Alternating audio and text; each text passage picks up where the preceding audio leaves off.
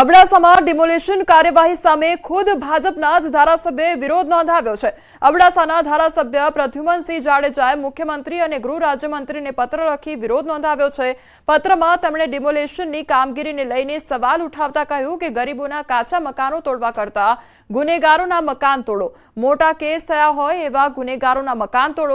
જ્યાં ડિમોલિશન કરાયું ત્યાં કોઈ વિકાસ કામગીરી કરવાની થતી નથી તો તાત્કાલિક અસરથી અબડાસા વિધાનસભા વિસ્તારમાં દબાણ હટાવ ઝુંબેશ બંધ કરવામાં આવે તેમ જણાવ્યું છે। પાટણમાં આવેલી મૌલાના મહેબૂબ યાકૂબની દરગાહને લઈ વકફ બોર્ડનો હુકમ જારી કરવામાં આવ્યો છે। સુન્ની મુસ્લિમ સમાજ જોડેથી દરગાહનો કબજો લઈ દાઉદી વોરા સમાજને સોંપવા વકફ બોર્ડે હુકમ કર્યો છે। પોલીસ બંદોબસ્ત સાથે વોરા સમાજના આગેવાનોએ દરગાહનો કબજો લીધો। 600 વર્ષ જૂની આ દરગાહ દાઉદી વોરા સમાજને સોંપાતા પાટણના સુન્ની મુસ્લિમ સમાજમાં રોષ વ્યાપ્યો છે। તો power of attorney holder Altaf કોલંબિયાએ જણાવ્યું કે વકફ બોર્ડના હુકમ મુજબ અમોએ દરગાહનો કબજો લીધો છે અને સુન્ની મુસ્લિમ સમાજે આગામી સમયમાં હાઈકોર્ટ અને સુપ્રીમ કોર્ટમાં જવાની ચીમકી આપી। વકફ બોર્ડે જે ગંભીર નોંધ નથી લીધી સૌથી પહેલી વાત એ છે કે જ્યારે પાટણ શહેરના 35,000 મુસલમાનો આ દરગાહ ઉપર આસ્થા ધરાવે છે, વોરા સમાજ આસ્થા ધરાવે એની સામે અમારી કોઈ ના નથી, અન્ય લોકો પણ એની સામે આસ્થા ધરાવે એની સામે અમારી કોઈ ના નથી, અહીંયા આગળ આવન જવાન કરે એની સામે અમારી કોઈ ના નથી, દર્શન કરે એની સામે પણ કોઈ ના નથી। પણ કાલ ઉઠીને જો અમને પાટણ શહેરના મુસ્લિમ સમાજને રોકવામાં આવશે, અહીં દર્શન કરવા માટે રોકવામાં આવશે તો પ્રશ્નો ઉપસ્થિત થવાના છે। મોલાઈ યાકૂબ સાહેબ અને વકફ એક્ટની કાર્યવાહી છેલ્લા 3 વર્ષથી વકફ બોર્ડમાં ચાલુ હતી। એનો 19/4 બોર્ડમાં અમારા રિઝોલ્યુશન પાસ થયું। સૈયદના મુફદ્દલ સૈફુદ્દીન દાહિલ મુતલકને સોંપવામાં આવે છે અને પીસફુલ પોઝેશન સાથે કાયદા વ્યવસ્થા જાળવીને। સમાચારોમાં આગળ વધીએ તે પહેલા રોકાઈશું એક બ્રેક માટે।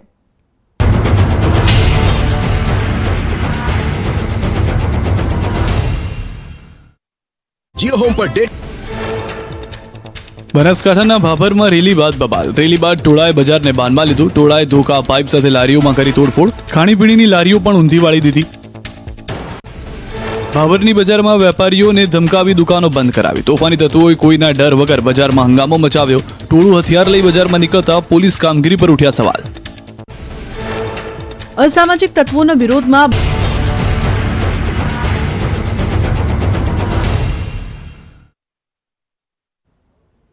બ્રેક બાદ આપનું સ્વાગત છે અને સમાચારો પર નજર કરીએ તો હવે અસામાજિક તત્વોની ખેર નથી। પોલીસની નજરથી ગાયબ થઈ જતા શાતિર ગુનેગારોને હવે એક સોફ્ટવેરની મદદથી શોધી કાઢવામાં આવશે।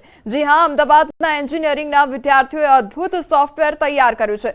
ગવર્મેન્ટ પોલિટેકનિકના ઓટોમેશન એન્ડ રોબોટિક્સ ડિપાર્ટમેન્ટના એન્જિનિયરિંગના વિદ્યાર્થીઓએ લેક્ચરરની મદદથી બનાવ્યું છે આ સોફ્ટવેર। આ સોફ્ટવેરને સીસીટીવી કેમેરા સાથે કનેક્ટ કરવામાં આવે તો ગુનેગારોને આસાનીથી ઓળખી કાઢવામાં આવશે। શહેરમાં કોઈ પણ જગ્યાએ ગુનેગાર સીસીટીવીમાં દેખાય તો તરત પોલીસને એલર્ટ પણ મળશે। છેલ્લા કેટલાક સમયથી આતંકવાદી ઘટનાઓ હોય કે ગુનાહિત પ્રવૃત્તિઓ જે છે તે વધી રહી છે અને આવી ઘટનાઓમાં પોલીસ માટે સૌથી મોટી ચેલેન્જ હોય તો એ છે ગુનેગારની ઓળખ। અને એ ગુનેગારની ઓળખ જે છે તે કેવી રીતે થઈ શકે તે પ્રકારનું એક સોફ્ટવેર જે છે તે અમદાવાદની ગવર્મેન્ટ પોલિટેકનિકના ઓટોમેશન એન્ડ રોબોટિક્સ ડિપાર્ટમેન્ટના વિદ્યાર્થીઓ જે છે કે તેઓએ તૈયાર કર્યું છે। એ સોફ્ટવેર તેઓએ બનાવ્યું છે। હર્ષ આપણી સાથે છે, હર્ષ પાસેથી જાણીશું। હર્ષ, ગુનાહિત પ્રવૃત્તિઓ વધી રહી છે, પોલીસને મદદરૂપ થઈ શકે તેવું આ સોફ્ટવેર તમે તૈયાર કર્યું છે, શું છે?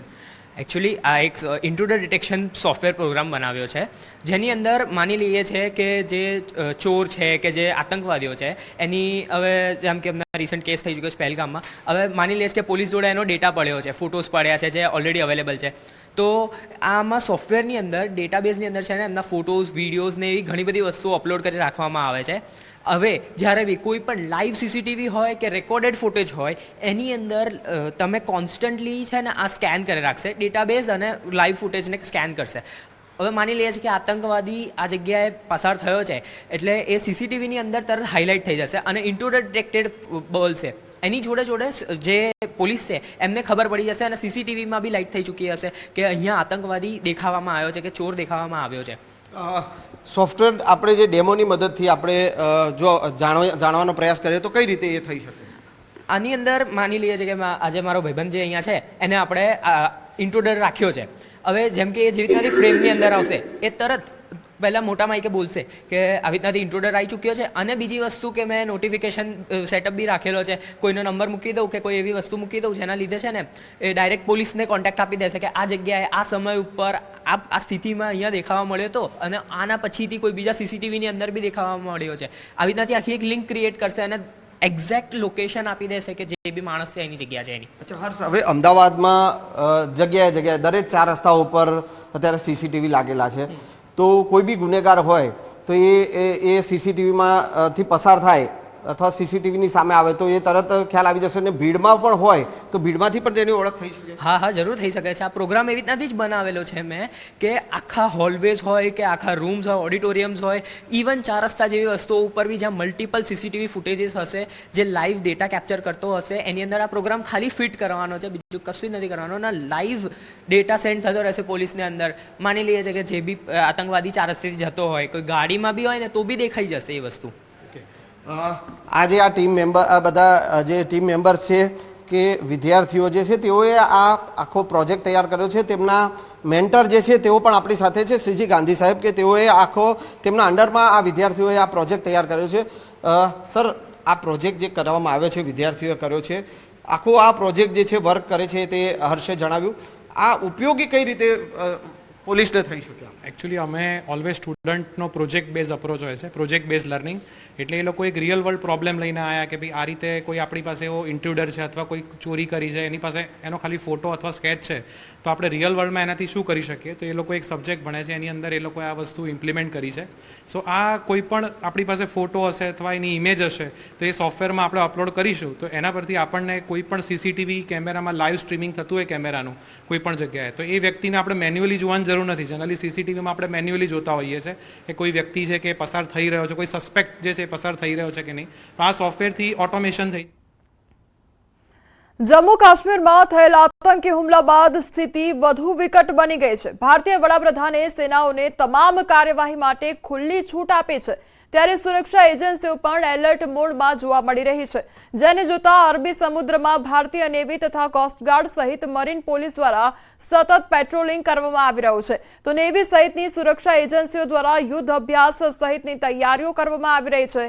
તો દરિયામાં માછીમારી માટે જતી બોટોને પણ એલર્ટ મોડમાં રહેવા તાકીદ કરવામાં આવી છે.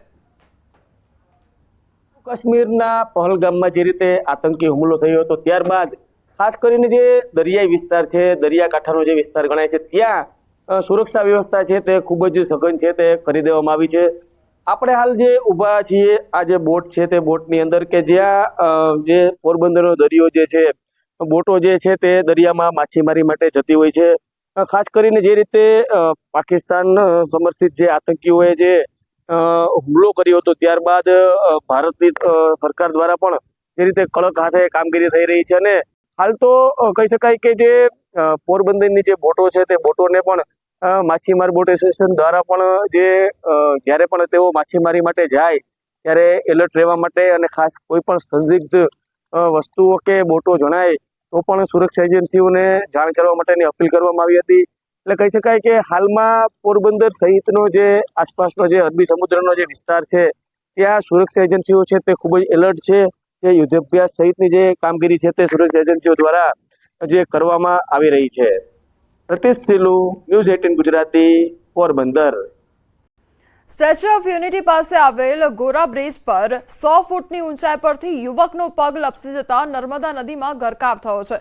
27 વર્ષીય યુવાન બાઇક પર તેના ભાઈ સાથે ઘરે પરત ફરી રહ્યો હતો. તે દરમિયાન તેને ઉલટી થતા તેણે બાઇક ઊભી રખાવી અને પાડી પાસે જતા તેનો પગ લપસી ગયો અને તે સીધો 100 ફૂટ ઊંચાઈએથી નર્મદા નદીમાં પટકાયો હતો.